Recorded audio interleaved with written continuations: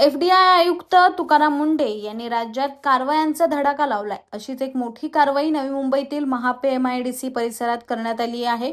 दुधात भेसळ करणारे मोठे रॅकेट पकडण्यात आले। या प्रकरणी तब्बल 15 जणांविरोधात गुन्हा दाखल करण्यात आलाय। नवी मुंबईतील महापे MIDC परिसरात सुरू असलेल्या एका मोठ्या दूध भेसळ रॅकेटचा अन्न व औषध प्रशासनाने पर्दाफाश करण्यात आल्याने मोठी खळबळ उडाली।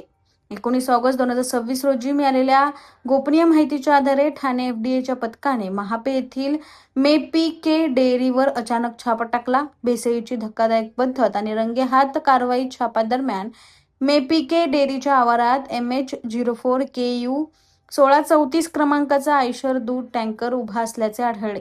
डेअरी मालक प्रदीप कमलेश यादव यांच्या संगनमताने शिवेंद्र श्यामलाल जयस्वाल या दुधाची पाकिटे फोडून त्यामध्ये स्किम मिल्क पावडर आणि चिल्लरच्या थंड पाण्याचे मिश्रण टँकरमध्ये ओतताना रंगेहात पकडला गेला।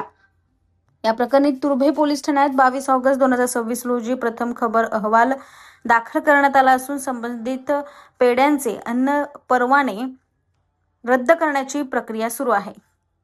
या गुन्ह्यामध्ये शिवेंद्र श्यामलाल जयस्वाल, प्रदीप कमलेश यादव, भास्कर संतू पिलानी यांच्यासह मे Maharaj dairy, Vijay dairy, Shiv Kailas dairy, Roopsagar dairy, Dinesh dairy, Balaji dairy, Shuklam dairy, Shriram dairy, Vasudev dairy, Radhakrishna dairy, Janam dairy, Devnarayan dairy या 15 व्यक्ती व पेढ्यांचा समावेश आहे।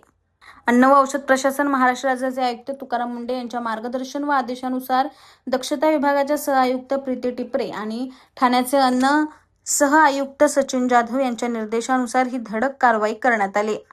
या संपूर्ण मोहिमेदरम्यान विविध डेअऱ्यांमधून एकूण 4710 लिटर भेसळयुक्त व संशयित दूध जप्त करून सार्वजनिक आरोग्याच्या सुरक्षेसाठी नष्ट करण्यात आलं। याशिवाय 129.5 kilo paneer, 473 kilo skim milk powder आणि 88.4 किलो क्रीम असा एकूण लाखो रुपयांचा साठा जप्त करण्यात आलाय।